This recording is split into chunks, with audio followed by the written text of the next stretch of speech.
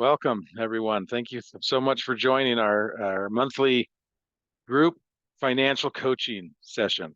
It's a unique opportunity where we get to join together and to get some help from each other. And with this community that I'm trying to establish and grow, we want to help each other. And there's opportunities to share best practices and ask questions and answer each other's questions and share.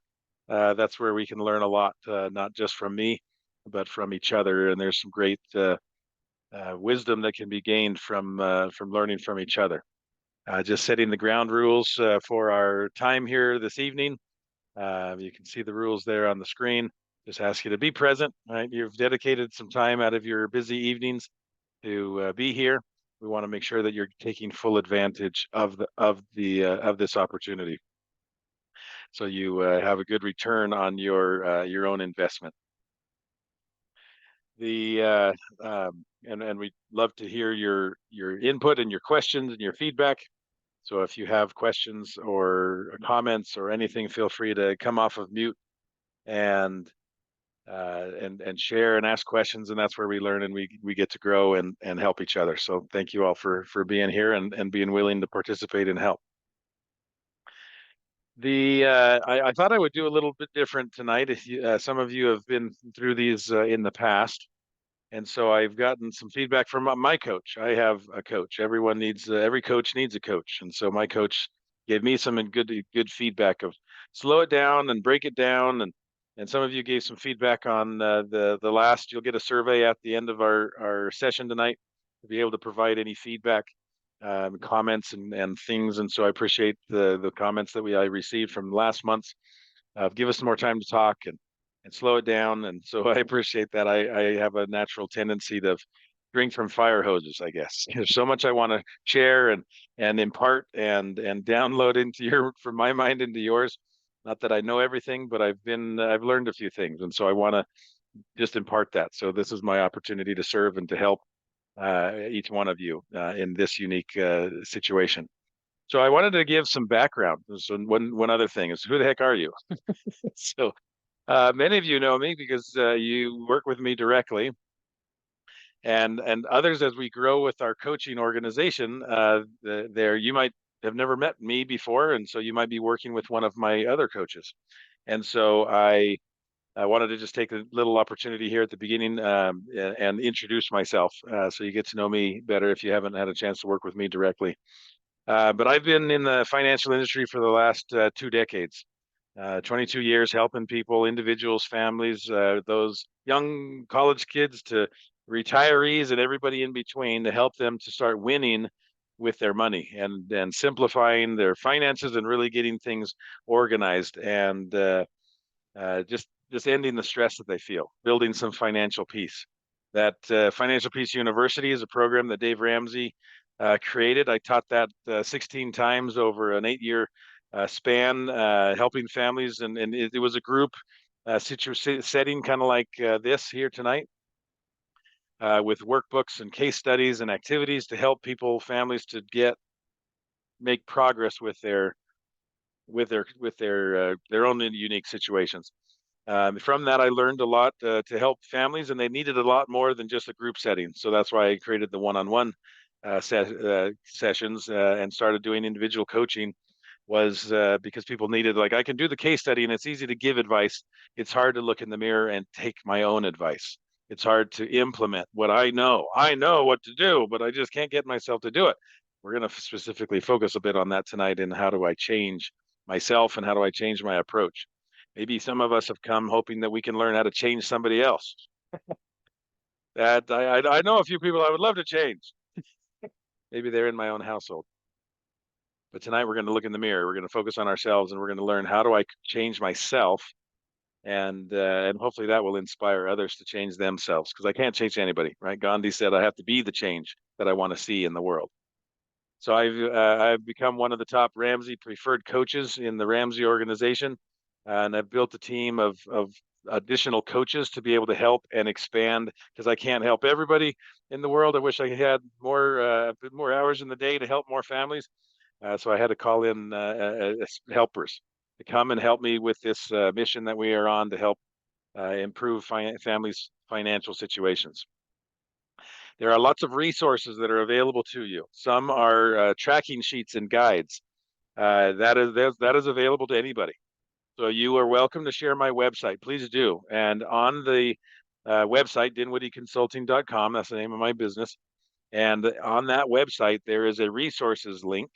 And all of my spreadsheets and all of my tracking sheets and a lot of stuff that I created and stuff that Dave Ramsey has created, I've parked in there free of charge just to help. So if somebody's like, "Hey, do you have a budget, or how do you track this, and how do I figure out my net worth?"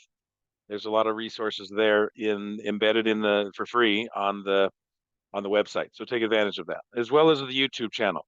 So very low production. I'll give you the warning right now. It's just me talking to the camera, trying to help you to break out of your comfort zones and your ruts, and to learn new things and to try to do new things and feel some motivation and inspiration to be able to change your world, change your life, because this is not a dress rehearsal, right? This is real. We have got to, with money, it's not a game. We've got to learn how to start winning with this stuff, because retirement is coming every day closer for each one of us. And we got to get out of debt. We got to build our savings. We got to build our wealth. We've got to build our mindset. There's so many things. And every day we need to be very proactive in creating the life that we want. And so that is a key word in my world, is to be proactive and intentional and create what you want to experience in your own life. So if you're not experiencing the life you want, you can change it. You are the captain of your fate. You are the master of your soul. And so you can change that. But how the heck do I do that? Right? If change was easy, we'd all be doing it. Right? I always say if behavior change were easy, we'd all be rich and skinny. But the world is neither. So we've got to work on those things. So here's a few pictures of my growing coaching organization. Some of these people might look familiar to some of you as your own individual coach. We really say, "Oh, I recognize them. Yep, I get to see them a lot." And so like I said, as we grow, and I may not have met you yet, I'm glad that to get to know you and be able to help you, and in addition to my team of coaches here as well. So I love working with them and helping so that they can grow and help more people, and just the ripple effect just keeps growing. So let's get to the financial side of things. So the baby steps. We're hopefully all familiar with the Dave Ramsey baby steps, and I review this every session to level set us all on the same page, that this is the roadmap. This is the path that we are trying to go, right? This is what makes Dave Ramsey famous, is it's so easy and it's accessible. It's not complicated, it's simple. So what are my baby steps? Baby step one is I got to get to my $1,000 emergency fund. It's a beginner fund. It doesn't cover a lot.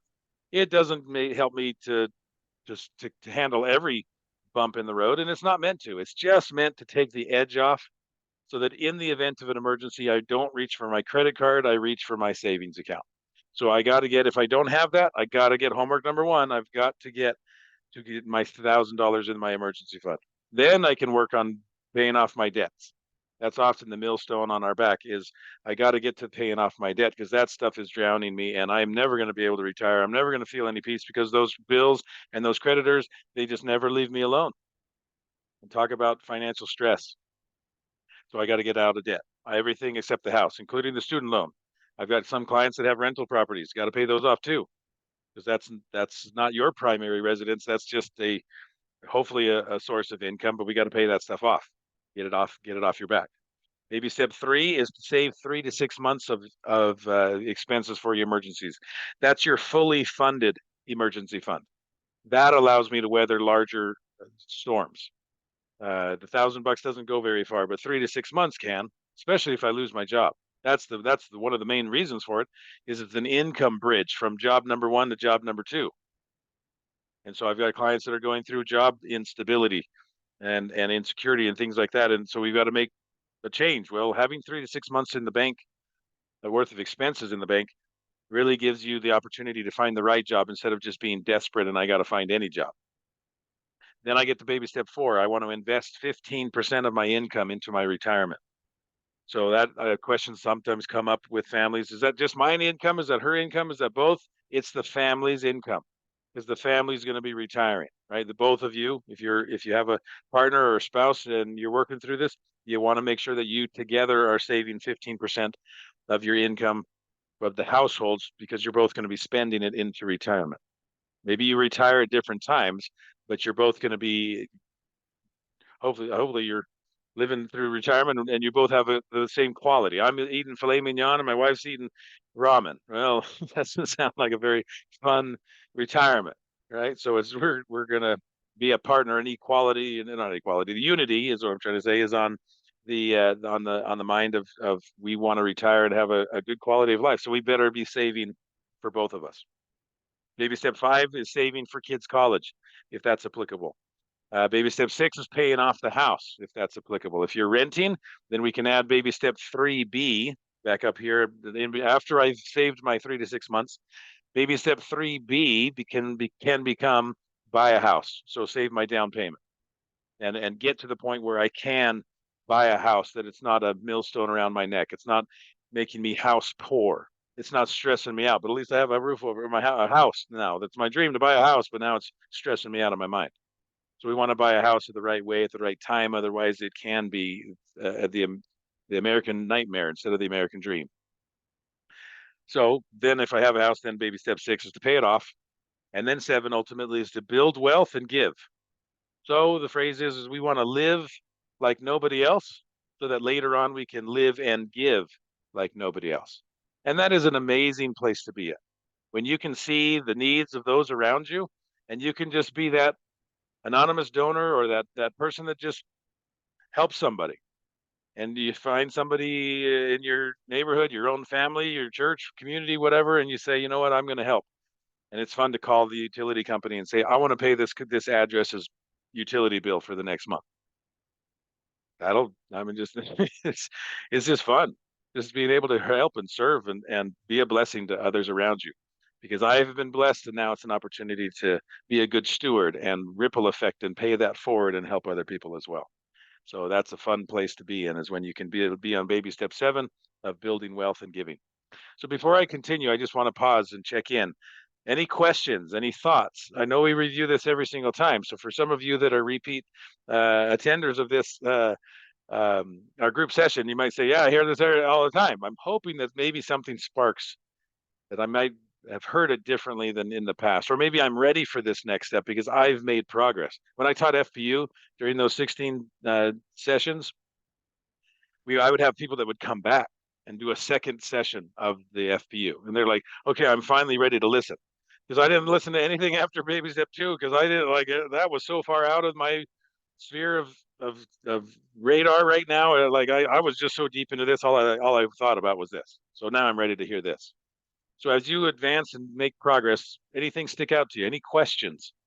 So feel free to come off of mute or stick it in the chat. You're welcome to talk in the chat if you don't want to come off of mute.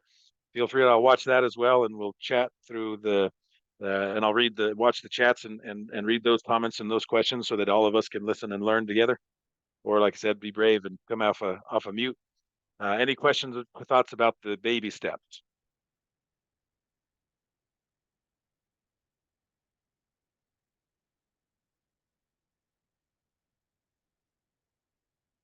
Jim, are you?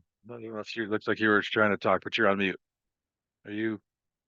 There should be an unmute button down. Oh, There I'm you go. sorry. My Awesome. apologies. No, not at all. I'm Yeah. glad you were on camera so I could see.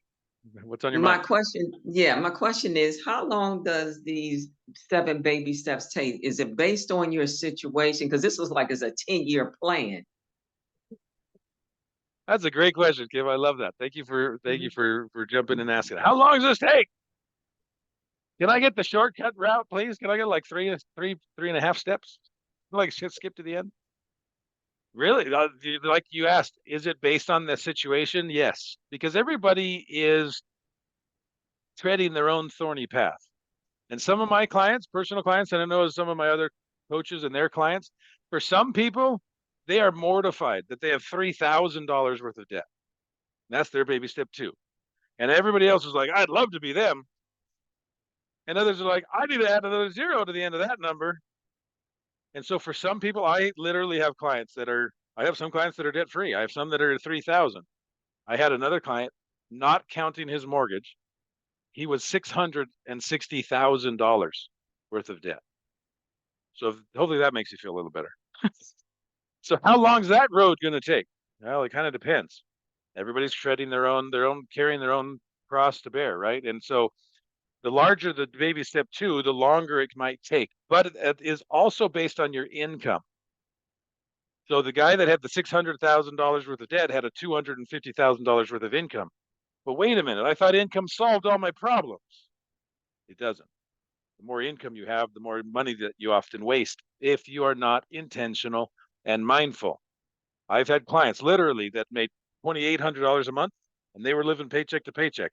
And I've had clients making $40,000 a month and they also are living paycheck to paycheck. And I know I would like put me in that world. I'd love to learn that one. I'll try to save put me in the 40,000, right? Curse me with that blessing, God. Give me the 40,000. Ooh, I'll figure that one out. Everybody struggles. Everybody. That's why we're talking about change tonight because change is hard. Whether it's $2,000 or $200,000, it's tough. So, how can the point here, the question behind the question, Kim, is how do I get through this as fast as possible? Every single one of us, we get to determine our own pace. We are running our own race. Even though we all come together in this group session, every single one of you has a unique story and different amounts, and each of you are at different stages of this. Even if you're in the same, two people in the same baby step, they're carrying different loads. And it's interesting. We're going to talk about this tonight, Kim, because I have had this. One of my clients said we were in baby step two, we were able to save 60,000 or pay off $60,000 worth of debt in 1 year. 1 year we did $60,000. We were intense paying off a debt. Then we hit baby step three, and it took us a year to save $10,000. And I said, "What the heck happened to you guys? You fell off the wagon. You did 60,000 1 year and then 10 the next. What happened?" And their answer was interesting. They said, "Well, we paying off debt, that was fun. We were beans and rice because we were getting out of debt. And then we went to save. And here's the quote: saving is boring." It's like, oh, okay, you hit your wall. You hit your learning curve. And everybody, I use a lot of analogies in my coaching, but everybody goes to the gym and we're all lifting at the edge of our capacity. And I go to the gym and I'm lifting 25 pounds, and my wife goes to the gym and she's lifting 10. And if I want to sleep on the couch tonight, I'll tell her, like, "What's wrong with you? Why aren't you lifting more?" Take your life in your own hands there, Brian. Keep your mouth shut. It's different, right? I'm a big guy. I can do 25s. That's the edge of my capacity. My wife is much smaller than me. Her edge is at 10 pounds. So we're all running our own race. We're all deciding our own pace. Now, it's interesting, right? Why is saving boring for this family? And why are the 10 commandments easy to live, but the law of Christ is hard? Like, it's easy not to kill anybody. It's hard not to be mad. Oh man, you just made it hard. That was an upgrade, right? Christ brought us an upgrade in the rules. So every single one of us has a different edge learning curve on these. And for you, you might really struggle with debt, or for you, it might really struggle with saving because it's boring. I say the law of Moses is pay off their debt, right? You have creditors that are coming after you and you have to pay them. But once you get to saving, nobody's hounding you to save except your future self. Your future self is pleading with you. Come on, I need you to save, right? Your future self is saying, "I need you to be fast, be intense." But nobody's making me. The creditors, man, I'm scared of those people. I'm going to pay the bills. I am responsible. But saving, that's just for myself, and I'll do that later. Oh, interesting, right? Going through these experiences, this roadmap, you learn a lot about yourself. What's my level of intentionality? What am I focusing on? Am I just kind of walking through life, or am I running? Am I floating down the lazy river, or am I paddling upstream? And which step am I on? And am I fully engaged, or do I have some blocks? There might be something holding me back. Why am I not doing what I know? Hmm. We're going to talk a bit about that tonight. Great question, Kim. You got me on my soapbox. So good. Thank you. Other thoughts, questions, comments? Feel free to put it in the chat or come off of mute. Any questions about the baby steps?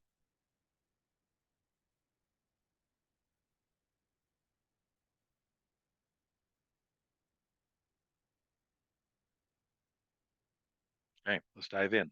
I always like following up though, just to give you a chance to celebrate wins. Following up from last month's topic was how money works. We talked a lot. Last was a drink from a fire hose last month. So I want to see, what did you try out? What did you apply? What did you do as a result of attending group financial coaching last month? And if nothing else, share a success or a win of what you have experienced or accomplished over the past month. Celebration is the number one way of reinforcing good behavior. So if you're not celebrating enough, that might be something that's holding you back. Celebrate those savings, celebrate those paying off the debt, celebrate living like nobody else, celebrate eating that bowl of ramen. I don't know if that's possible, but I don't like much ramen, but I've had too much of it in my life. So any successes and wins or learnings from last month?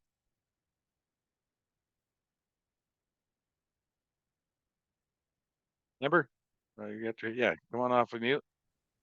There you go. So we had a success last month, a number of months ago, not long after one of your group coaching, we called our bank, got our interest rate raised for our savings account, and they, how do you say it? They accumulated it monthly, but didn't credit it until the end of the quarter. So we end up getting $170 deposited in our savings account of interest. So that was pretty exciting. That is awesome. Way to go. I didn't, yeah. Can I call and ask for an upgrade on my savings account? Yeah. Amber did it. Yeah, call them like, this rate stinks. What can you do for me? I'm going to go down the street. Okay, well, yeah, we'll raise your this, and you got 170 bucks for one phone call. That was the most profitable phone call. That was awesome. Best practices, right? Everybody should be calling their bank tomorrow. Awesome. Thank you. Any other successes and wins from this past month?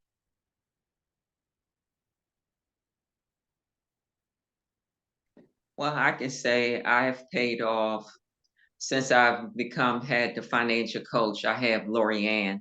I've paid off, I think about 2 or 3 bills, and we started in June. And so I've paid off about 2 or 3 bills right now. So with that spreadsheet, that helps me out a lot, gives me that big picture look, and it helps me to see where my money is going every single week. And right now we're trying to do a zero-based budget. It's not the easiest thing, but trying to do a zero-based budget. But I love challenges. I love good challenges. So that's my success. Excellent. I love that. I love the attitude. I like success. I like challenges, right? Convince yourself of that and you can do anything, right? That is awesome. Kim, thank you. Love that. And you're right. It's not easy. If it was easy, everybody would be doing it. Everybody would be a millionaire. So we're doing hard things. Awesome. Very good. Any other successes and wins we can shout out with you?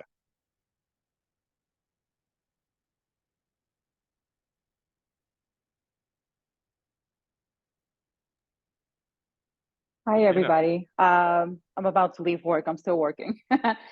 So yes, I'm one of those that did step two, like in a year. I clear out $43,000 just like that. And now I'm in step three and I'm stuck. I'm like, God, this is boring. It is boring. And part of it is because there is a sense of safety. You don't have any bills to pay, basically. I only have like my mortgage to pay. And there is always that notion that, the next paycheck will replenish and the next paycheck will replenish. So Brian and I had a session where he was like, okay, we need to change the mindset. So what's going to take to change the mindset? And by talking, he said, well, how about it? Because he knows I do a lot of affirmations and stuff. So, and we were going through my affirmations and he said, okay, so where is the affirmation for staying with the money? You have a lot of affirmations for money to come in, but where is the affirmation for the money to stay? And I started looking into that, and I have I mean, for the past, 2 weeks, for whatever time we met, that has been part of my mindset. Like, okay, now you need to stay in my bank account. So hopefully this month I'll be able to save at least $3,000 to $4,000, just hopefully, because things will always come up. But yeah, it is a process. It is a process. Just enjoy it every step of the way. And I'm Glad about to to hear go home, so I'll see. Yeah. I'll hear you guys It's from my car. listen as you're driving. Be safe on the Thank way you. home. Okay. Cool. But yeah, that's awesome, Christina. I'm glad that you're adding that mantra, right, to that declaration of money comes to me in multiple ways and I keep it. I forgot that part last time. And it just comes and then it goes and it comes and it goes, and we call that drive-through savings accounts. It goes in and then it disappears. I gotta put a plug at that on that drain and let it pool up. It's it requires self-imposed discipline. Bills are just reactively fulfilling your obligations. Somebody's hounding me, so I comply. But now when I save, that requires self-discipline, self-imposed discipline. Because I could do it. There's nobody coming after me. I can do it later. I love Christina. I can't wait to get to boring. No, we all got to get to boring, right? So that's awesome. And you also asked, Christina asked the question, is it the same idea for home and business with the baby steps? A little bit different on the business side, right? Paying for kids' college. Businesses don't have kids, families do. And so I tweak those baby steps with my business clients to say, okay, we're going to adjust some of those things, but we've got to make sure that we are focusing on profit first, building a seasonality fund, an emergency fund based on the seasonality of the business. So entrepreneurs out there, this is directly for you. Those that have side hustles or that is their source of income is their businesses. Is we do take in my business client coaching, we take a little bit of a different spin on the baby steps just because it's for the business a little different, right? Profitability, savings still are in there, right? Revenue, savings, seasonality, being able to adjust those things, they are different, but it is still living and giving like nobody else, because the business just keeps money coming in, and then I gotta eat this principle. Baby step 3 is hard for both. I've got to keep it. I've got to retain. In business, we call that retained earnings. I'm saving it. I'm not just. I'm not a sieve. The money just comes and goes and comes and goes. I got to hold on to it. My business needs an emergency fund, and my family needs an emergency fund. I got to have both. So then we work through which comes first and how do we work through those both. I got to get out of debt on business and debt out of personal. Those are competing priorities. Because the more I retain in my business, the less flows to me. But the more I take with me, the less stays in the business. So now I'm competing with myself as the CEO, and the employee mindset start combating, and I'll work through that with you. It's a good question. And I love the encouragement, Kim saying, you'll get there. You'll get to boring. We're all going to get to boring. It's actually, I don't know if that's possible, right? You got to make it fun. You got to push yourself. If baby step I think, 7, living and giving, is not boring. yeah, Grin. baby step 3 was the hardest too.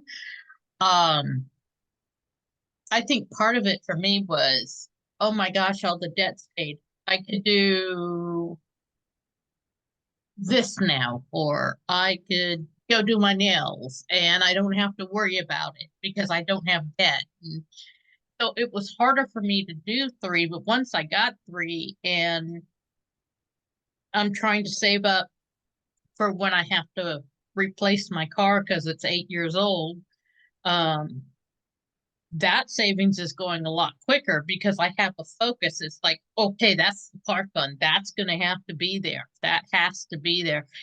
And it was actually, it seems like it's easier than the 3 to 6 months I saved up. It's interesting. Yeah, thank you for that insight. There's somebody that's on the other side of baby step 3. So it is possible. There is life after baby step 2. You can get baby step 3. It really just comes down to self-imposed discipline and pushing yourself. because that's you decide the pace. Back to Kim's question. How long will it take to get through baby step 3? I don't know. How fast can you save? What are you willing to do to get what you want? How fast can you get through baby step 2, right? That's a mountain of debt that I have to pay off. Well, the savings is a different mountain, because now it's my mountain I want to build, not paying off the past. Now I'm building my future.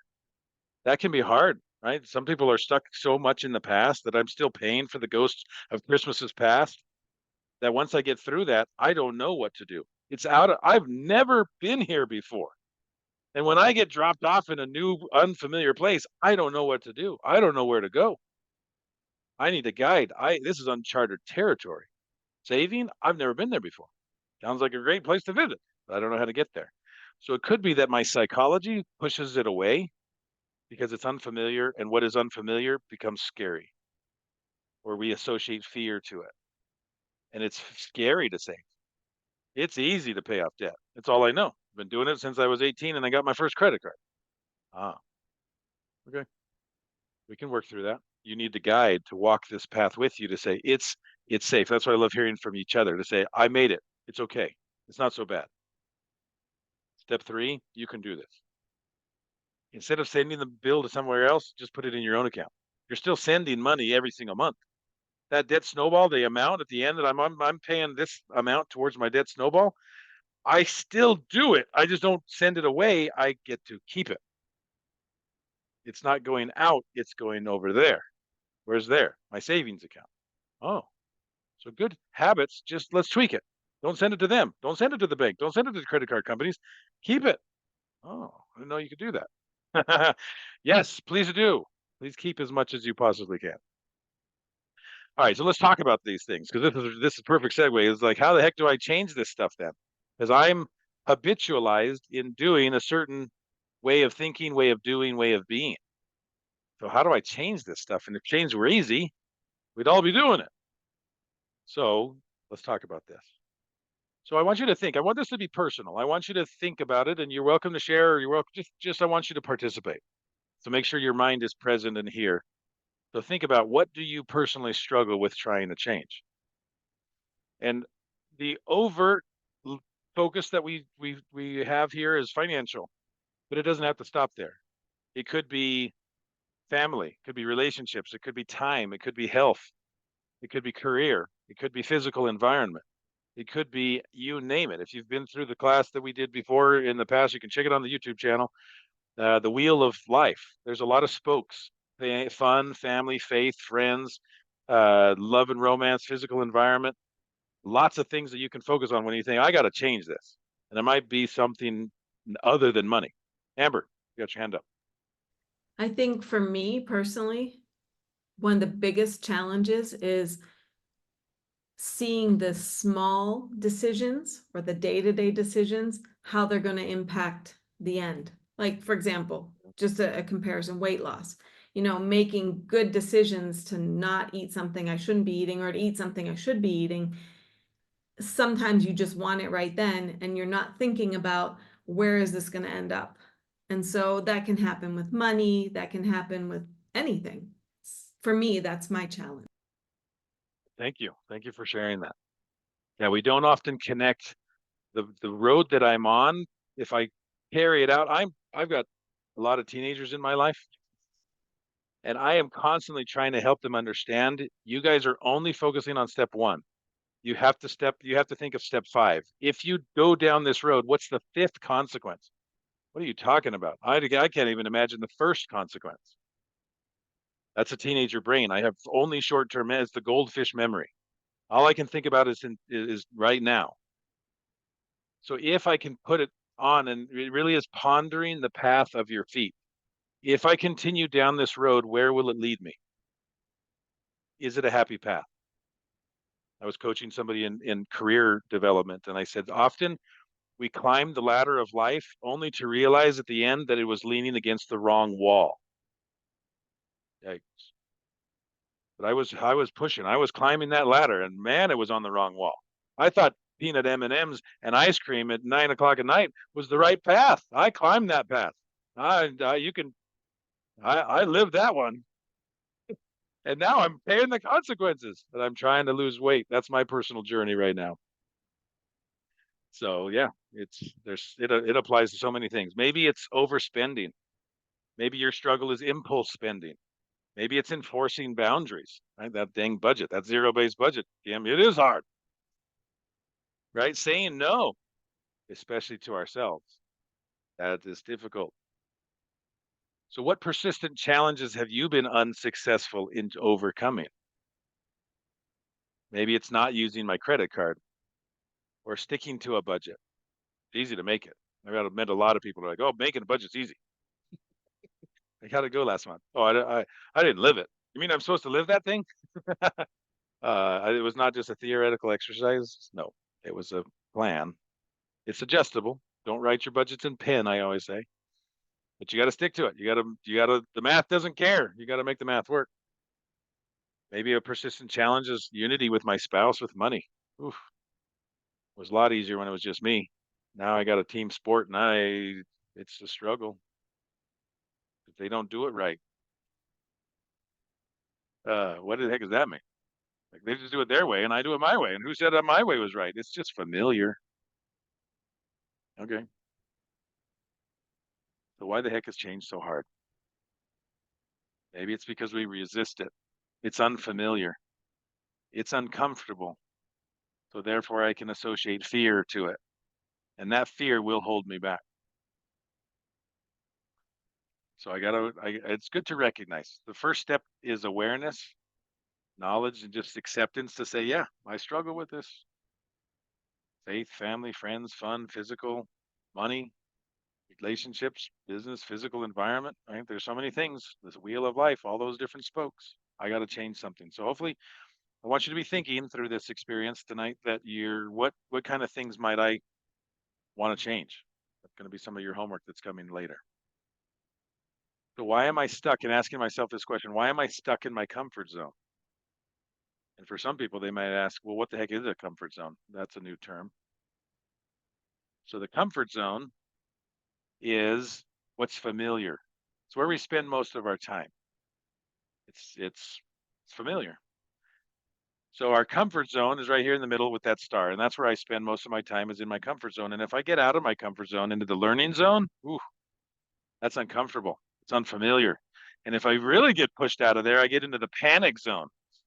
Some of you are shaking your heads and like, yeah, I've been in the panic zone. I got thrust into that with the situation in my life, and man, I was panicked. Yeah.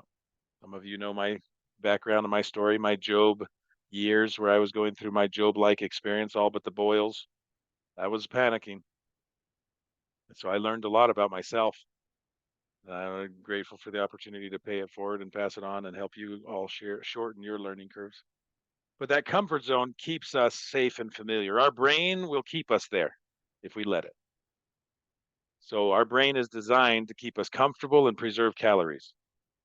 And so getting out of our comfort zone, it's going to take more energy. It's going to require new things that I don't know about. So man, that's uncomfortable and scary. So be careful with that comfort zone.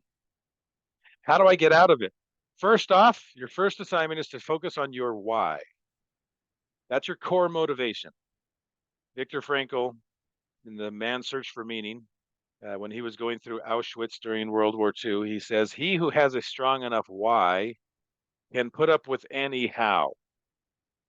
Often we focus on the hows and the whats and the whens and the deadlines and the strategies.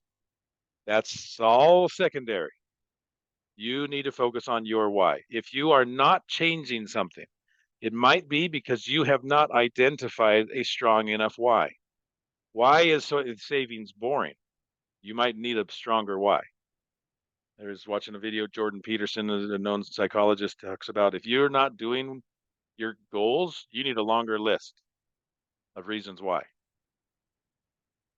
So I got to get deep into my brain and find out, well, what is my why? So this is an exercise called the 5 whys, where you ask yourself very literally 5 levels of why. Why do you want to save? Why do you want to do it? Why do you want to get to baby step 3? Why do you want to get out of debt? Why do you want to live and give like nobody else? Why do I want to lose weight? Why do I want to heal this relationship?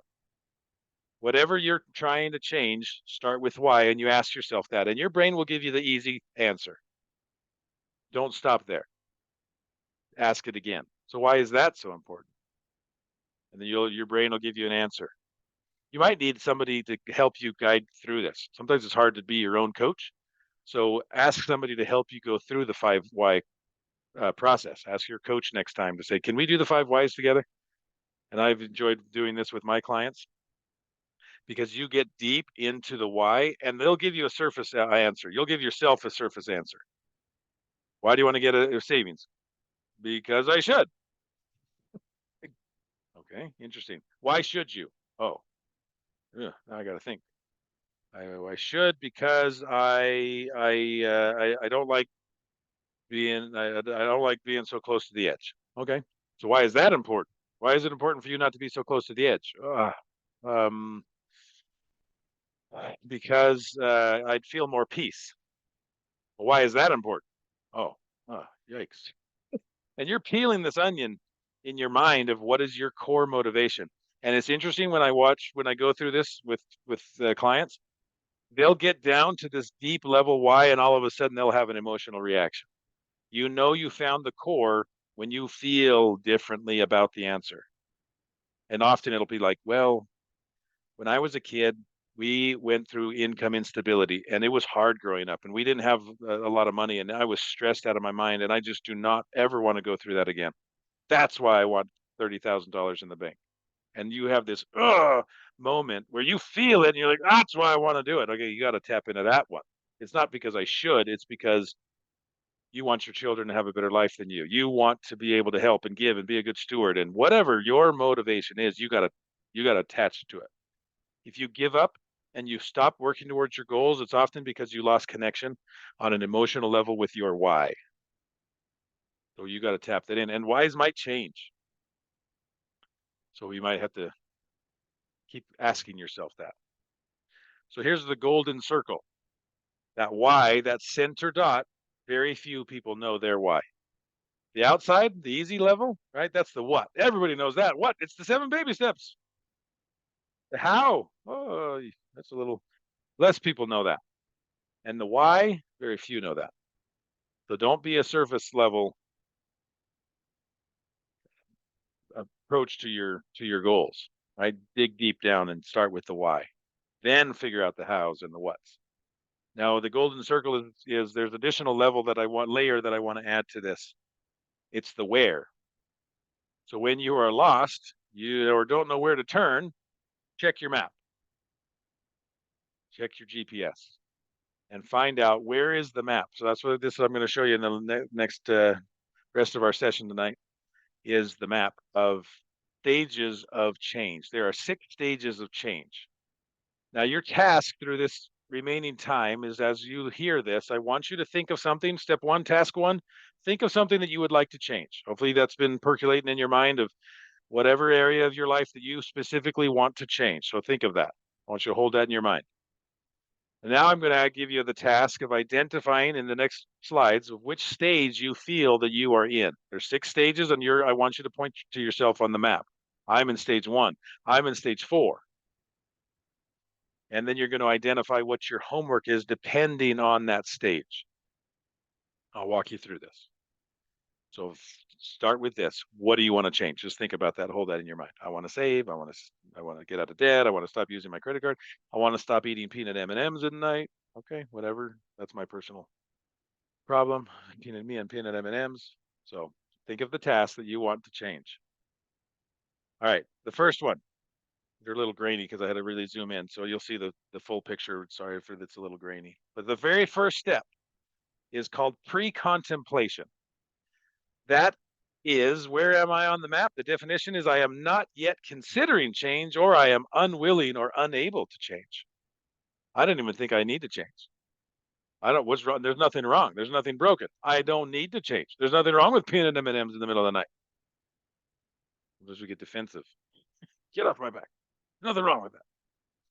So your primary task, if you identify that I don't even know if I should budget. I don't even know if I should get out of debt. All right, you're in pre-contemplation. You are not even thinking about it. You haven't even decided. So for your task is raising awareness. Let me just pause for a second. Often when we go through these kind of experiences, somebody else comes to mind. This person has got to listen to this talk. They really need to, they really need to change. Honey, are you listening to this? Nudge, nudge. You got to hear this, right? You're going to send this recording to all your friends. Like, you got to fix this. Pause that. Focus on yourself first. Look in the mirror before you look through the window. What about me? What am I not quite ready to change? All right. I've got to raise my awareness. I might need to learn about benefits of savings or the benefit of health or ways to fix relationships or better manage my time, or how do I get to baby step 4? So I'm going to raise my awareness. Step 2 is now I'm in the contemplation stage. That is, I see the possibility of change, but I'm ambivalent and uncertain. Now, there's a big word. Ambivalent means part of me wants to change, but part of me doesn't. And so I'm having this internal conflict. I want to be healthy and I want to lose weight, but man, I really like peanut M&Ms. I really want to get out of debt, but man, I like my subscriptions. So I'm stuck in this ambivalence. Part of me wants to move forward, part of me doesn't. I'm uncertain. Do I really want this change? Or am I just doing it because that person's making me or they tell me I should? So your primary task, if you're on stage 2, is to resolve that ambivalence and help to choose change. If you don't choose change, you never will do it. If you don't choose to go to Disneyland, you'll never show up there. I don't know how to get there. Well, start with the decision. So that's your task, is decide change. Now, the third step is determination. That is, you are committed to changing. It's not a wishy-washy, I'd love it, but I'm not going to willing to do anything. Are you committed? You thank you for all being committed. You showed up here tonight. Thank you. You're still considering what to do, but I want the change. So your primary task is to help identify the appropriate change strategies. And we live in a world of self-help books. So there's a ton of resources out there that can help you to identify strategies. And be careful. I've got a lot of clients with OCD and they're like, I'm going to look at every single option and I'm going to read every book, and they're just chasing one system after another. And they've got lists of their lists and they've got programs to do programs. I'm like, just do something, because your lists of lists ain't working. But there's a better app out there. No, just do something. Paper and a pencil. Stop looking for the best app. Just do it. So that's the next one. We got to take action. So you take steps towards the change, but you haven't quite stabilized in that process. The primary tasks for those in stage 4 are to help implement those change strategies and learn to eliminate the potential relapses. A relapse is I fall back into my old habits. I was doing great for a month there and I didn't have any peanut M&Ms, but man, there was that moment of weakness. I was stressed out and the bag of M&Ms was right there. Whew. Relapse. All right, I got to think of strategies to eliminate those potentially relapses. Maybe I just don't buy them and bring them in the house. Man, I don't know if I can do that. I'm ambivalent about that one. Just kidding. Step 5, stage 5 is now maintenance. The definition for stage 5 is you have achieved the goals and you are working to maintain the change. So your primary task is to develop new skills for maintaining the recovery, right? Leaving the old behind and moving forward into the new world. I'm no longer addicted to debt. I am now saving. I am now building my finances. So I develop new skills for maintaining that. And life is always changing. So I've got to always be adjusting my plan, but I know where I'm going. If there's road construction on the way, I'm going to get around it. And finally, step 6 is the recurrence, which the definition is experienced a recurrence of the symptoms. You mean I'm human? It might come back? Yep. I still like peanut M&Ms. So your primary task is to cope with the consequences and determine what to do next. Every one of you is imperfect. Welcome to the club. I'm glad I'm among friends. That things happen, right? I used my credit card again. I was out of debt, but man, I used it again, and you got a little bit of debt again. Okay. I used my savings. I overspent. I pushed through my budget. I forgot to say no. There was a moment of weakness. Welcome to the human race. There's going to be relapses. There's going to be failures. We're not looking for perfection. We're looking for progress. So let's back out and see this now. Here's the cycle. So the stages of change, again, stage 1, 2, 3, all the way through 6. So now that you can see them all together, think about your area that you would like to change. And can you identify yourself on the map? Where are you? Are you in 1? Are you in 4? Are you in 2? It's interesting that, and I ask this and go through this exercise with clients, even the couple, one of them is at a different stage than another. And that is really hard. If you're working with someone else and you're at 4, but they are at 1, be patient, right? Because you're like, can you not just like try this strategy, and all you're doing is pushing strategies, and they don't even know if they want to show up to the activity. So that's where you got to be patient, and you've got to move at your pace, and they might be a little behind where you are or ahead, right? You got to be patient with the other person's pace. They may be farther along, and ask for patience. I'm still at 2. You're at 4. I'm at 1. You're at 6. We're both at 2. We'll both be happy. So this is where you got to be careful and watch and manage your paces, manage yourselves.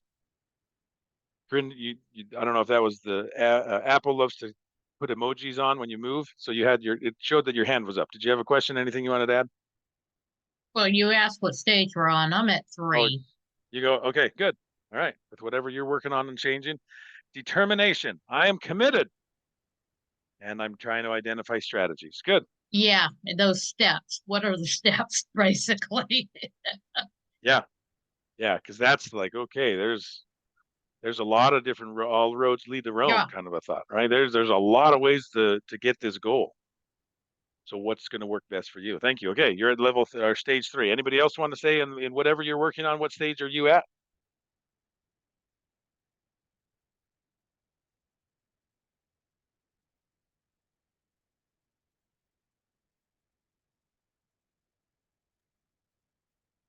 I think I'm in stage 3 as well, determination.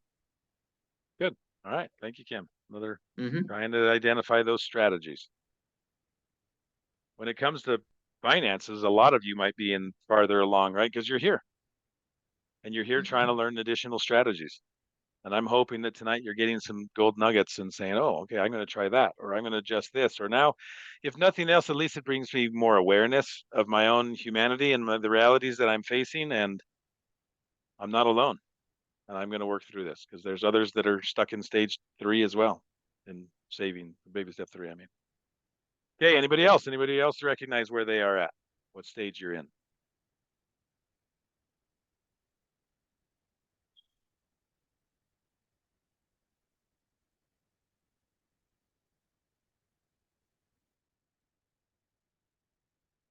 Also depends on what it is. Because in one area you might be at a level 3, but another area of your life you might be at a level 2 or 6. Because our lives are multifaceted. And I'll pick on one of you. I won't call you out, but on health, you're at a level 5. Like you're cranking it. You're an example to the rest of us with health. Right? So, but in other areas of your life, you might be at a level 2. I'm not quite sure about this yet. So it's at the different areas of your life, you're at different stages.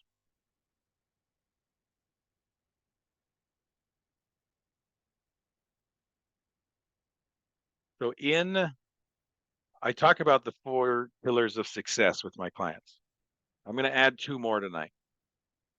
So as you know, we talk about the 4 pillars of success, and we'll walk through this and you'll recognize some of them, but I'll go in order according to this now.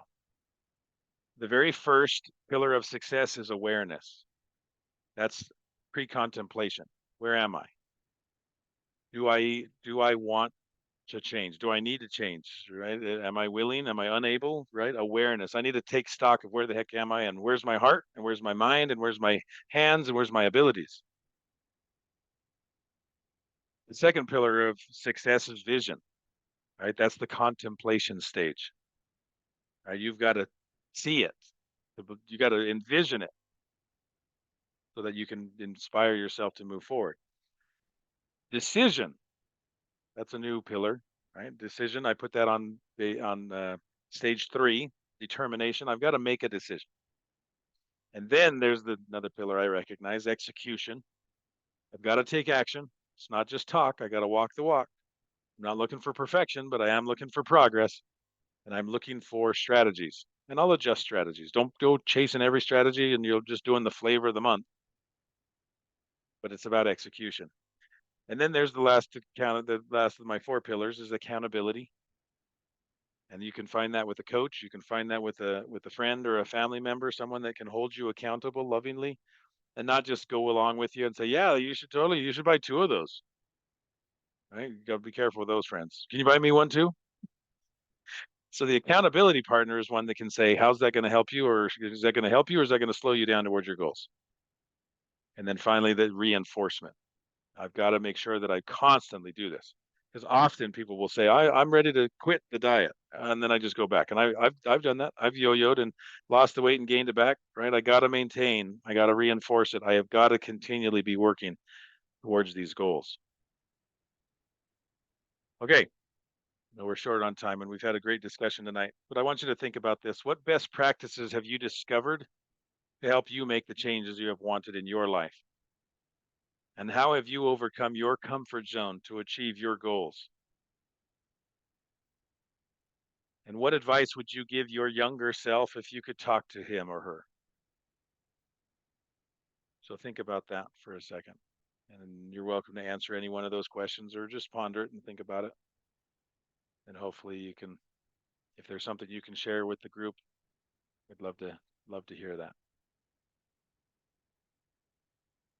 So does anybody want to share any best practices of what you've discovered to help make the changes that you've wanted in your life?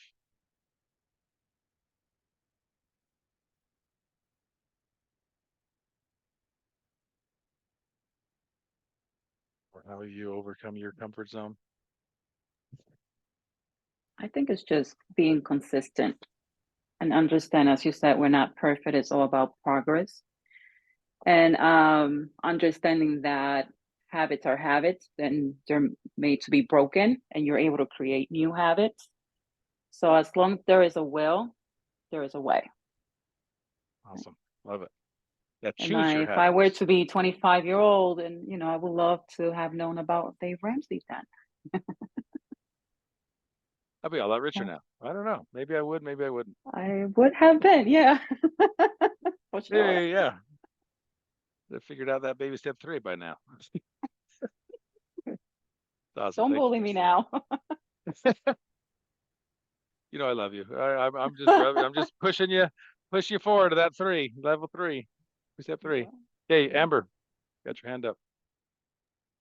I think education or educating yourself, getting more information helps a lot because for some people it can be paralyzing, too many options, but for me, the more I think about it, the more I learn about it, the more comfortable I get with it. And so then I can put it into action once I have a better understanding of what I'm trying to do. Excellent.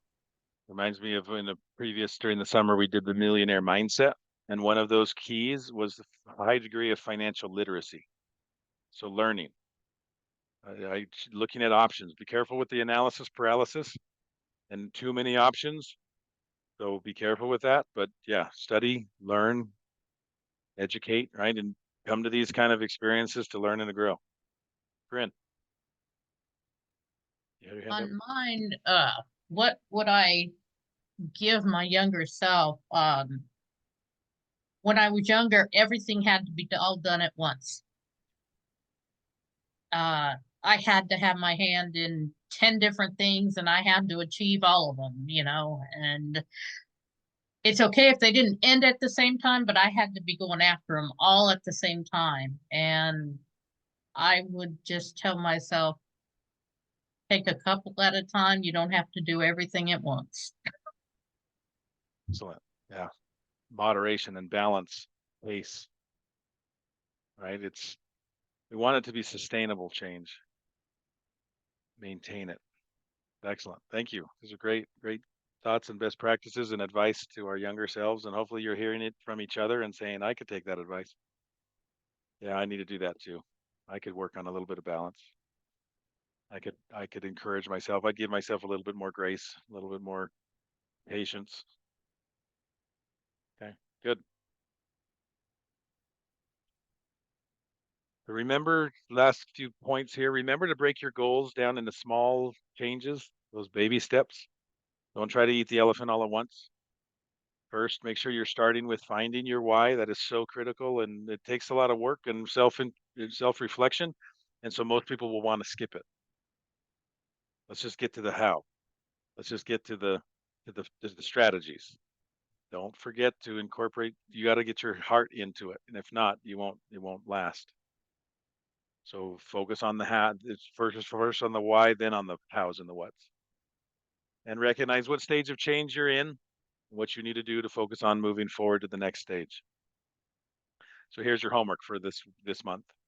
I want you to identify one thing that you would like to change this month. So for you to get it done in the next 30 days, it's got to be, it can't be an elephant-sized goal. It's got to be a 30-day kind of size goal. Saving my 6 months worth of my emergency fund might not be possible in 1 month, but I can save, as we heard earlier, I'm going to save $3,000 this month. That's doable, depending on your situation. Maybe it's $300 for you, right? Again, everybody's walking their own race, their own pace. But identify that one thing. Determine that why. Why do you want it? Ask yourselves five levels into it. Why do you want that thing? Why do you want to change it, right? Go deeper than the first why. Your brain will just give you a surface level answer at the beginning. So you got to just keep pushing through that. Find that core motivation. Ask yourself it 5 times. Break your goal down into baby steps. Identify where on the stages of change you are now and what you need to do to move to the next stage. Track your progress. Prove to yourself, as you heard that earlier, I really like those spreadsheets and those tracker things because I can see how far I've come. I can see that I used to have this many debts and now I don't. One of my clients, she had 29 different buy now, paid later accounts, the Affirms, 29 of them. But she didn't by the next month, like, hey, I'm down to 25. Like, that's awesome. You know where you've been, you know where you're going. Now I'm down to 20.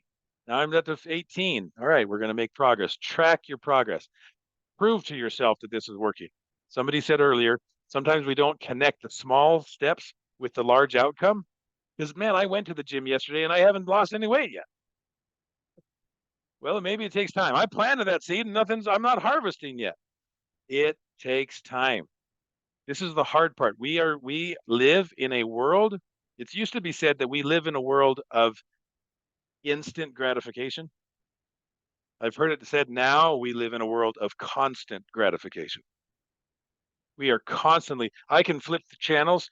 I've got a 5 seconds attention span, constantly gratification. And I'll just move to the next channel, move to the next scroll and the next reel and da da da da. The rest of the world, it doesn't work that way. Building financial stability and wealth it's not a flip in a screen and a swipe. It's going to take some time. So don't give up just because it didn't happen on the first try. But track your progress. I'm not where I used to be, and I'm not where I want to be. But I'm making progress. Progress, not perfection. And most importantly, share your goal with someone, get an accountability partner, get a coach, use someone in your life that you can say, this is my goal this year, or this month, not this year. This month, by the time we see each other in November, I want you to have accomplished these goals, making progress.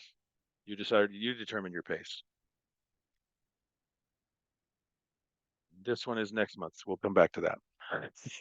In the chat, I posted a couple of resources there to help to connect with you. There is the link where you can click on that before I close the Zoom window. There's the link to my YouTube channel. If you have not subscribed to that yet, click on that. It's free. Just again, helping you to get out of your ruts and your comfort zones, and hopefully to inspire you to take another step, share it with a friend. I was just hoping that that's of value to you. So feel free to subscribe to that. We love 5-star reviews here with our team. We want other people to know what we do and how we help. And you know this, when you look online, there's a bajillion options out there. And we'll check the reviews and say, should I trust this guy or what should I do? Or what was your experience? And so they'll check the reviews. So giving reviews helps us to help more people, because it shows like, well, if they can help this person, they probably could help me too. So if you haven't given us a review, we would love to get one. You can click on that link and take 2 minutes and just give us your thoughts and feelings. I love getting your feedback. And then finally, there's my website. Again, that's where you can click on the resources tab, and that's where you can get the spreadsheets and the tracker sheets and a lot of different resources that are all there for free. Share it with somebody else. Share this with others. I'll send you the link to the recording, so you can share it. It'll be posted to my YouTube channel, and share it with someone. Right? There's a lot of people that need this help. You be the example first, and then that will attract people to you to say, how the heck did you do this? How did you figure out your finances? Teach me. And then you can share it and pay it forward.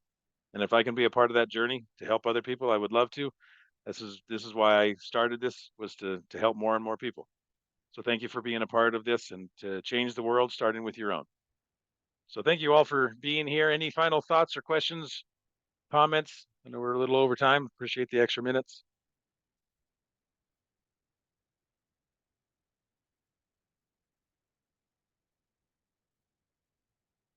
Okay. If I can do anything for you individually, please text me or reach out, connect with me, and I'd love to be able to help you in whatever stage of life you're working through and help you through these changes.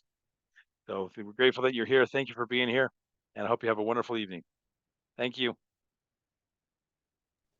Thanks, Brian. Thank you. You.